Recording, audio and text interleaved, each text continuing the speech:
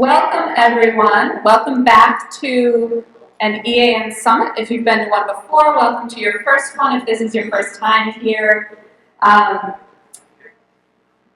name, for those of you who don't know me, is Cara Robechek. I'm the Deputy Director and Network Manager at Energy Action Network.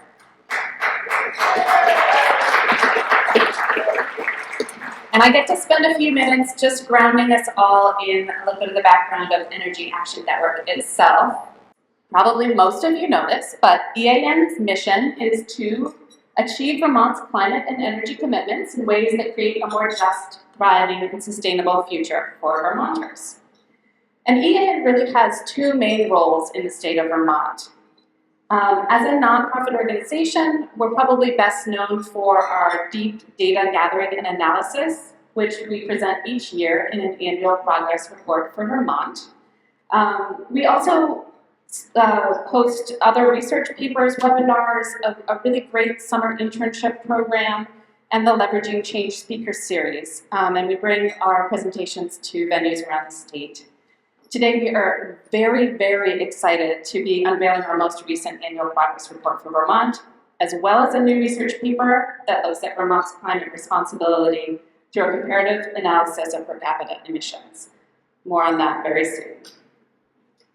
So our other role in the state is convening this broad network of, we're a backbone organization, convening this broad network of organizations, businesses, utilities, and institutions of higher learning. This is just a small sample of the logos for some of those members on the slide. And we work very closely with many public sector partners, again, a small sample of which are shown on this slide. So I decided to take a look back at EAN history, and I know this barely shows up, for which I apologize, but EAN's history goes back to 2009, when a group of Vermonters came together to address the reality of climate change, the risk to Vermont's economy of continued dependence on fossil fuels, and the economic and technological opportunity presented by transitioning to a sustainable energy future. Recognizing that no single organization had the power to enact rapid, large-scale systems change, the group embarked on a systems mapping process, thus this very hard to see graphic, with over 60 thought and action leaders from all aspects of the energy sector. The work led to broad agreement on an ambitious goal. Vermont should meet 80% of its 2030 energy needs through renewable energy and increased efficiency. Later, this goal will be updated to 90% renewable by 2050. So I have a question. How many of you in this room were at some of those initial meetings in 2009 and 2010? Would you either raise your hand or stand up? All right. And I ask a request of you. I have no photographs from those early days, so if any of those exist, I would love to get some photographs from those early days. But I did go back in the archives, and I found some photos from the early EAN summits in 2013 and 2014, which was very soon after the backbone nonprofit organization was started to support EAN's work. And I was able to find some photos of a lot of the same people who are going to be here today. Some of you guys have been doing this work for quite a while. Or maybe I should say that some of us have been doing this work for quite a while. I had fun looking through this photo from the 2014 EAN Summit, which is unfortunately presenting a little bit dark. But I can see some of the same people who are here today doing this work. Rebecca Ellis, Gabrielle Stebbins, Johanna Miller, Lise Hedden, Lori Fielder, and myself, about 6 years before I came to work here at EAN. So who is EAN? I'm going to have you all get up and do a little stretch for a moment. So if you've ever served on EAN's board of directors or been on EAN's staff, would you stand up right now? Yay! Okay, if you have ever shared data with EAN as part of the development of our annual progress report for Vermont or helped us with some analysis, would you stand up right now? Yay!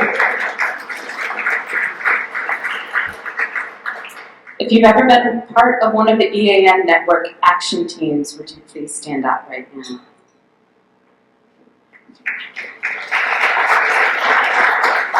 Yay! We have a fabulous group of folks who come together and have some really deep discussions and analysis and help us with a lot of our work, who are called EAN Senior Fellows. If you are an EAN Senior Fellow, will you stand up right now? Not that kind of senior, Christy. All right, 2 more. If you've ever attended a previous summit or a Leveraging Change Speaker Series event or EAN webinar, please stand up now.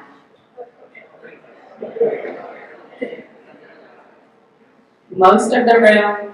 And if you've ever read the EAN report or used our graphics for analysis, please stand up now. Yay! All right. Thank you all for being willing to engage in a little standing up. So when everyone registered for the event, you agreed to a couple of things, and I thank you all for agreeing to these. The first one is just that everyone, the summit is open to anyone who supports EAN's mission, which I've already said. You can read it if you'd like to again.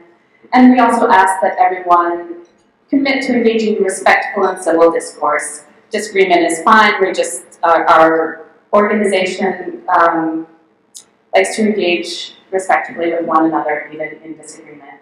And that's included an agreement not to record other participants without their express permission. With that said, we do have some of the media here, and we're very glad to have some of the media here. So everything on the podium was being recorded, both by EAN and by some folks from the media. So just great to have them here and to be aware of that. So that brings us to today. You probably all got an agenda when you walked in. If you didn't, you can go and get one. But we're going to start out by hearing about our new annual progress report. We have a very exciting panel of statewide leaders who will be speaking about climate and energy leadership for Vermont this morning as well. In the afternoon, it will be our honor to present 2 EAN annual awards. And then we have 2 more panels. One is on funding climate action in Vermont, and the other is on the plans and priorities for network action teams. And we'll close with a few words for the network at the end of the day. And then we have a reception and dinner. We hope many of you will stay. It's going to be a beautiful evening. You can stay as long as you want, and we can enjoy this beautiful place. So, no pitches? Those of you who have been to summits recently know that we have a pitch process every year where people bring new ideas to the network for things that we can work on together. That process would have been happening through July of this year, people coming together to plan those pitches.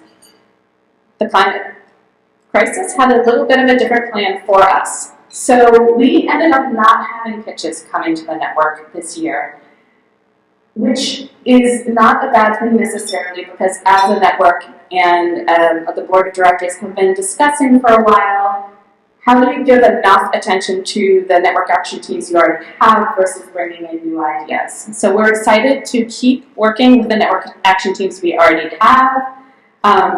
And sorry not to have pitches this year, but it's okay. We have plenty to do with our current network action teams. And we are also committed to continuing making space for new and ongoing conversations that are on topics of interest to the network. And that will start with the agenda tomorrow. So for those of you who can stay, our plan for tomorrow is to be very discussion-based and conversational, and to dig deeper into conversations leading to action steps for the coming year. So we're going to have a carefully curated agenda where we're going to share what we already know is working well in Vermont and other jurisdictions. We're going to gather together some ideas of resources we already know exist. And then we're going to start discussing how we can match what needs to be done with the resources that are available, and brainstorming some next steps for the network action teams and the network. And these are the specific topic areas that we're going to dive in on. We're going to be sitting at tables with the different network action teams and themes that we work on, and we're going to talk about funding and finance. How can Vermont really access all of the available funding for climate and energy initiatives? And then we're going to take a pause, and we're going to come back and we're going to talk about how do we deploy those dollars? How do we actually get the work done? And that's more on the communications and program design side of things. If you're not registered for tomorrow, you have time to be here tomorrow morning, we would love to have you. We may not have enough food for you, but we would very much love to have you in the room. We will have seats at the table. And we will also be reviving the Leveraging Change speaker series and setting up other opportunities for dialogue in the coming year. So we hope you'll join us for those as well.